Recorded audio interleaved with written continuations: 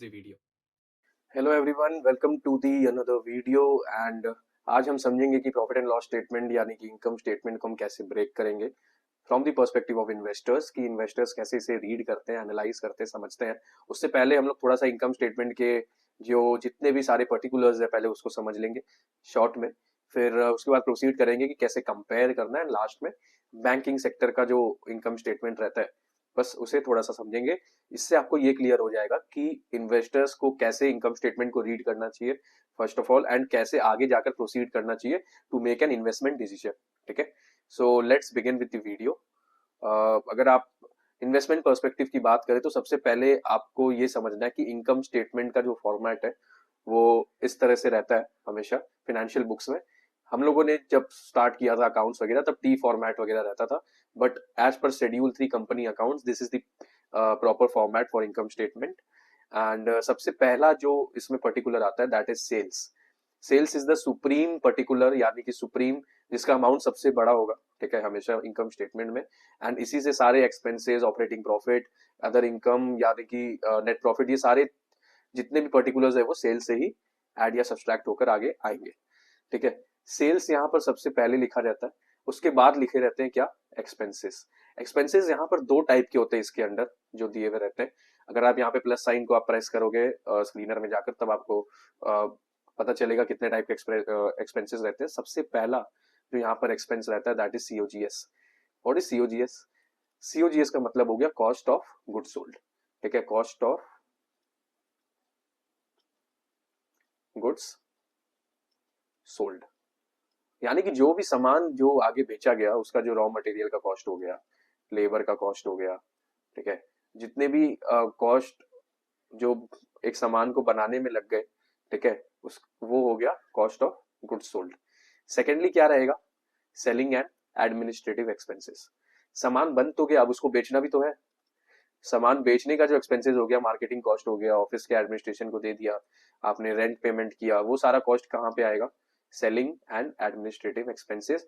और ये सारे एक्सपेंसेस को अगर आप क्लब करोगे सीओजीएस और सेलिंग एंड एडमिन एक्सपेंसेस को, तो बनकर आएगा ऑपरेटिंग कॉस्ट। एक बिजनेस के ऑपरेशन को चलाने के लिए जो कॉस्ट की जरूरत पड़ती है उसी को कहते हैं ऑपरेशनल कॉस्ट। ऑपरेशनल कॉस्ट को जब हम माइनस करेंगे तब आएगा ऑपरेटिंग प्रॉफिट। अब यहाँ पर ब्रेक करके क्यों नहीं दिया हुआ है सीओजीएस और सेलिंग एंड एडमिन एक्सपेंसेस? इसका सबसे बड़ा रीजन है कि हर कंपनी जरूरी नहीं है कि वो मैन्युफैक्चरिंग करे, हर कंपनी जरूरी नहीं है कि वो मार्केटिंग करे। हो सकता है दो अलग कंपनीज ये कर रही हो एक पर्टिकुलर प्रोडक्ट के लिए। एंड इसका बेस्ट एग्जांपल अगर आप समझो दैट इज पेप्सिको। ठीक है, पेप्सिको कभी भी ना, पेप्सिको कभी भी अपने प्रोडक्ट्स को खुद नहीं बनाता, मैन्युफैक्चर नहीं करता। उसको कौन करता है? वीबीएल करता है, वरुण बेवरेजेस। वरुण बेवरेजेस क्या करता है, पेप्सिको के जितने भी बॉटल्स को मैन्युफैक्चर करना, उसमें पूरा प्रोडक्ट को रेडी वीबीएल करता है। तो वीबीएल के बुक्स में सीओजीएस आएगा, कॉस्ट ऑफ गुड्स सोल्ड।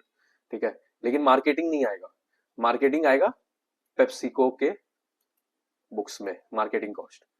ठीक है, इसीलिए ये एक्सपेंसेस इसलिए दिया रहता है, एक्सपेंसेस को ब्रेक करके नहीं दिया रहता है। डिपेंड्स ऑन द कंपनी कि कंपनी कौन से एक्सपेंसेस को फंड कर रही है।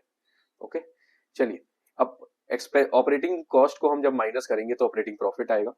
फिर हम ऑपरेटिंग मार्जिन निकाल लेंगे। ऑपरेटिंग मार्जिन कैसे निकलता है, operating profit, operating profit divided by sales. ठीक है, इससे मार्जिन निकल जाएगा कि ऑपरेटिंग प्रॉफिट मार्जिन कितना है। ठीक है, उसके बाद हम लेकर यहाँ पर देखेंगे, यहाँ पर अदर इनकम। अदर इनकम क्या हो गया, बिजनेस जब भी कोर बिजनेस, यानी कि फॉर एग्जांपल आप वरुण बेवरेजेस का पकड़ लो। वरुण बेवरेजेस का कोर बिजनेस क्या है, बॉटल मैन्युफैक्चर करना। उससे रिलेटेड जितने भी सेल्स आएंगे या जो भी आएंगे वो यहाँ पर दिया रहेगा। लेकिन इसके अलावा अगर कोई इनकम बिजनेस ने किया, जैसे कि डिविडेंड रिसीव किया कोई पर्टिकुलर होल्डिंग्स पे, ठीक है, इंटरेस्ट कमाया, ये सारे इनकम, कोई फिक्स्ड एसेट को बेचा, प्रॉफिट पे बेचा, वो प्रॉफिट जो अदर इनकम हो गया वो यहाँ पर दिखाए जाएंगे अदर इनकम में। ठीक है, उसके बाद आप ये समझना कि अदर इनकम के बाद जो आएगा that is interest cost. What is interest cost? Interest cost को जो हम यहाँ पे माइनस करेंगे वो क्या है, कोई भी बिजनेस अपने बिजनेस को चलाने, कोई भी पर्टिकुलर बंदा अपने बिजनेस को चलाने के लिए पैसा लेकर आता है, कैपिटल लेके आता है। अगर वो डेट के थ्रू लेके आ रहा है, ठीक है, लोन के थ्रू, तो उसके लिए इंटरेस्ट भी तो देना पड़ेगा ना। वो इंटरेस्ट कॉस्ट भी तो हर साल अकर करेंगी। तो वो सारे इंटरेस्ट कॉस्ट आएगा कहाँ, यहाँ पर। उसके बाद डिडक्ट होगा डेप्रिसिएशन। डेप्रिसिएशन मतलब कोई भी फिक्स्ड एसेट का वैल्यू जब गिर जाता है, वो भी एक नॉन कैश कॉस्ट हो गया, तो वो भी यहाँ पर दिखाया जाएगा। ये सारी चीजों को माइनस करने के बाद इंटरेस्ट डेप्रिसिएशन को हम जब ऑपरेटिंग प्रॉफिट से माइनस करते हैं, अदर इनकम को ऐड करते हैं, तो क्या आता है? प्रॉफिट बिफोर टैक्स, टैक्स लगने से पहले का प्रॉफिट। ठीक है, यहाँ पर हम टैक्स को डिडक्ट करते हैं 5%, 10%, 15%, जितना भी दिया हुआ हो, फिर हम नेट प्रॉफिट, फाइनल जो कट कटाकर नेट प्रॉफिट आता है बिजनेस का, वो इस तरीके से यहाँ पर दिखाया जाता है। अब इसका पर्सपेक्टिव समझते हैं कि हमें इसे कंपेयर कैसे करना है, how you have to compare it. Income statement में कभी भी आप एक पैटर्न ढूंढने की कोशिश करना। सबसे पहले सेल्स, अगर आप सेल्स को देख रहे हो, आप पहला चीज जो नजर में जाता है लोगों के सेल्स ही जाता है कि सेल्स कितना है, कितना बेच रहे हैं। ठीक है, 2022, 23, 24, 25, 26, ठीक है, ये क्या है? फाइनेंशियल ईयर है, ये है फाइनेंशियल ईयर 22, 23, 24, 25, 26। पहले जो 22 में जो सेल्स था वो था 100 करोड़, उसके बाद वो हो गया कितना? 150 करोड़, उसके बाद ये कितना हो गया? 180 करोड़, उसके बाद ये हो गया कितना? 200 करोड़। ठीक है, फिर 200 करोड़, ये सेल्स है। ठीक है, इसको 200 नहीं 210 करोड़ कर देते हैं, चलिए। ठीक है, यहाँ पर प्रॉफिट कितना का हो रहा था, मतलब प्रॉफिट में ग्रोथ कितना का हो रहा था? 50 करोड़ का। यहाँ पे ग्रोथ कितना हो रहा है? 30 करोड़ का। यहाँ पर ग्रोथ कितना हो रहा है? 20 करोड़ का। और यहाँ पर ग्रोथ कितना हो रहा है? 10 करोड़ का। एक पैटर्न देखो यहाँ पर आप, यहाँ पर अगर आप सिर्फ सेल्स को देखोगे तो सेल्स इंक्रीज कर रहा है, सेल्स तो बढ़ ही रहा है ना भाई मेरा, 100 से 150, 150 से 180, फिर लास्ट में 210 हो गया रिसेंट में। तो लोग देखेंगे यार कंपनी बड़ी अच्छी है, सेल्स में तो ग्रोथ आ रहा है। पर सेल्स में ग्रोथ आ रहा है, पर सेल्स की ग्रोथ पे ग्रोथ नहीं आ रहा है ना। पहले 2022 से 23 में 50 करोड़ ग्रोथ किया था, उसके बाद 30 करोड़, फिर 20 करोड़, फिर 10 करोड़। यहाँ पर ग्रोथ तो रेड्यूस हो रही है ना। हर साल मेरा जो ग्रोथ होना वाला था, हमेशा 50 करोड़ अगर मेरा दिया हुआ है, तो मैं तो एक्सपेक्ट करूंगा ना कि आगे जाकर 23, 24, 25, 26 में भी ग्रोथ 50 करोड़ से ज्यादा हो या उससे और ज्यादा हो। ग्रोथ पे भी एक ग्रोथ आना चाहिए ना, ये एक इंपॉर्टेंट है। तो यहां पर अगर ग्रोथ पे ग्रोथ नहीं आ रहा, it means that growth is D growing. So this is a bad indicator for a particular business. हम सिर्फ सेल्स से पता नहीं लगा सकते कि यार ये कंपनी अच्छा कर रही है, हमें थोड़ा सा मैथ्स लगाना पड़ेगा। ठीक है, same goes to net profit. कभी कभी हम देखते हैं नेट प्रॉफिट या नेट लॉस, एक बिजनेस का जो नेट लॉस होता है वो दिया हुआ रहता है इधर। फॉर एग्जाम्पल 200 करोड़ लॉस कर रहा है, फिर 180 करोड़ लॉस हुआ, फिर 150 करोड़ लॉस हुआ। ठीक है, ये सारे नेगेटिव में फिगर है, लास्ट में 100 करोड़ यहाँ पे लॉस दिखा रहा है रिसेंट पे। आप लॉस देखकर यहाँ पर ये जो नेगेटिव साइन को आप देखकर बोलोगे हमेशा कि यार कंपनी बहुत खराब कर रही है, पर मेरे हिसाब से अच्छा कर रही है। कैसे? क्योंकि यहाँ पर 200 करोड़ के लॉस से अब सिर्फ 100 करोड़ का लॉस हो रहा है इनका। It means that they are doing business in such a way कि वो अपने प्रॉफिट्स को अब बढ़ा रही है, धीरे धीरे करके अपने लॉसेस को कम कर रहे हैं। ठीक है, अगर लॉसेस रिड्यूस आ रहे हैं तो आने वाले टाइम पे एक पॉइंट आएगा कि ये 100 करोड़ का लॉस भी प्रॉफिट में कन्वर्ट हो सकता है। It is a positive sign.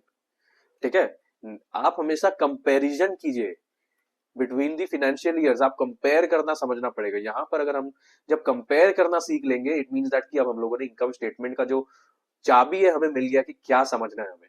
Okay, that's the most important thing. यही चीज मुझे बहुत टाइम से लोगों को बताना था। ठीक है, एंड इसमें जरूरी नहीं है कि आप सेल्स एंड नेट प्रॉफिट में देख रहे हो, बाकी चीजों में भी देख सकते हो। आप एक्सपेंस में देख सकते हो कि एक्सपेंस ग्रेजुअली इंक्रीज कर रहा है कि नहीं। हो सकता है एक्सपेंस इंक्रीज कर रहा हो, ठीक है, लेकिन एक्सपेंस के इंक्रीज में उतना इंक्रीज नहीं है, वो धीरे धीरे कम हो रहा है। इट मींस दैट कि आने वाले टाइम पे एक्सपेंसेस कम हो जाएंगे पर्टिकुलर बिजनेस के। ठीक है, चलिए अब आगे हम जो जो समझेंगे यहाँ पर बैंकिंग सेक्टर का जो इनकम स्टेटमेंट है ये समझेंगे। हमेशा लोगों को क्या होता है ना, बैंकिंग स्टेटमेंट का इनकम स्टेटमेंट अलग दिखता है, देखने में अलग भी होता है थोड़ा। तो हम समझेंगे कि कितना अलग है, क्या अलग है। ठीक है, 1 मिनट। अगर आप बैंकिंग सेक्टर के इनकम स्टेटमेंट को देखो तो ज्यादा फर्क नहीं है, 19-20 का फर्क है सिर्फ। ठीक है, कैसे? सबसे पहले यहाँ पर आता है रेवेन्यू। यहाँ पर रेवेन्यू क्या है? यहाँ पर रेवेन्यू है इंटरेस्ट रिसीव्ड।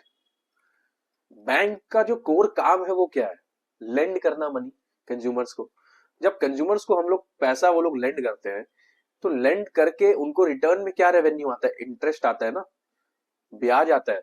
आप जो क्रेडिट कार्ड यूज करते हो आप उसपे इंटरेस्ट पे करते हो, तो वो क्या है इनके लिए? इंटरेस्ट रेवेन्यू है ना। सो इनका जो रेवेन्यू होता है that is an interest revenue, जो इंटरेस्ट आ रहा है। अब यहां पर ये दूसरा क्या इंटरेस्ट है जिसको माइनस में दिया हुआ है हम लोगों ने? ये इंटरेस्ट वो है जो बैंक ने पे किया है अपने बाकी कस्टमर्स को। इंटरेस्ट ऐसा नहीं है ना सिर्फ आता है बैंक के पास, इंटरेस्ट देना भी तो पड़ता है। फॉर एग्जाम्पल एक बैंक एक कस्टमर से पैसा लेता है एंड दूसरे कस्टमर्स को लेंड करता है, ठीक है। हम जब बैंक में पैसा डिपॉजिट करता है तो वो करते हैं, वो बैंक के पास थोड़ी रहता है पूरे टाइम, वो तो पैसे को रोल करता है मार्केट में, लेंड करता है। तो उससे जो इंटरेस्ट कमाते हैं उसमें से थोड़ा सा हिस्सा हमें देते हैं। तो वो इंटरेस्ट जो वो पे करते हैं दैट इज रिटर्न ईयर। उसके बाद ये एक्सपेंसेस क्या है, व्हाट आर दीज एक्सपेंसेस। अब बैंक में आप जाओगे तो काफी सारे कर्मचारी काम करते हैं वहां पर, क्लर्क्स काम करते हैं, bank manager, branch manager, deputy manager, बहुत सारे होते हैं। उनका जो सैलरी कॉस्ट होता है वो आएगा इस एक्सपेंस के अंदर।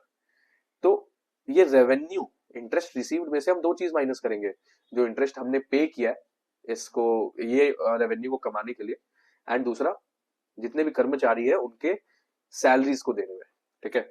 जब हम ये दो चीज माइनस करते हैं तो एक प्रॉफिट निकल कर आता है, उसे हम कहते हैं फिनेंसिंग प्रॉफिट, क्योंकि banks are on a business of finance, वो फिनेंस करते हैं, लोगों को फंड करते हैं, ठीक है। उसके बाद आता है फिनेंशियल मार्जिन, सेम एज जो ओपीएम मार्जिन निकालते हैं हम लोग। फिनेंशियल मार्जिन मतलब financial profit divided by revenue, ठीक है। अदर इनकम भी उस तरीके से आएगा, अगर बैंक इंटरेस्ट के अलावा कोई दूसरे तरीके से इनकम कमा रहा है वो सारे अदर इनकम के अंदर आएंगे। फिर आएगा डेप्रिसिएशन, बैंक का फिक्स्ड एसेट होता है, लैंड होता है, ठीक है, एटीएम मशीन्स होते हैं, वो सारे चीजों का जब डेप्रिसिएशन होता है वो यहाँ पर माइनस किया जाता है। उसके बाद निकल कर आता है profit before tax.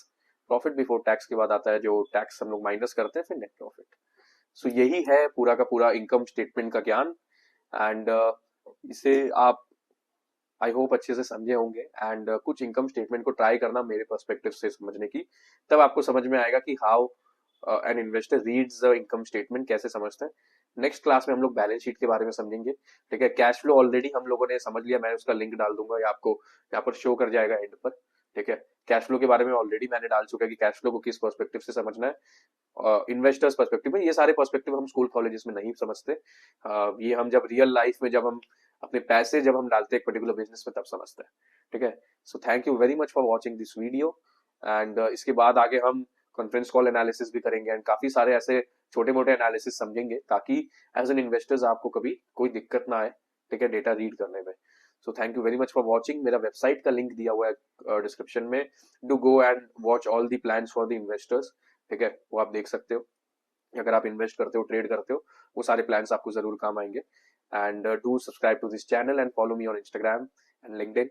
So thank you very much for watching. Keep subscribing and keep following. Thank you.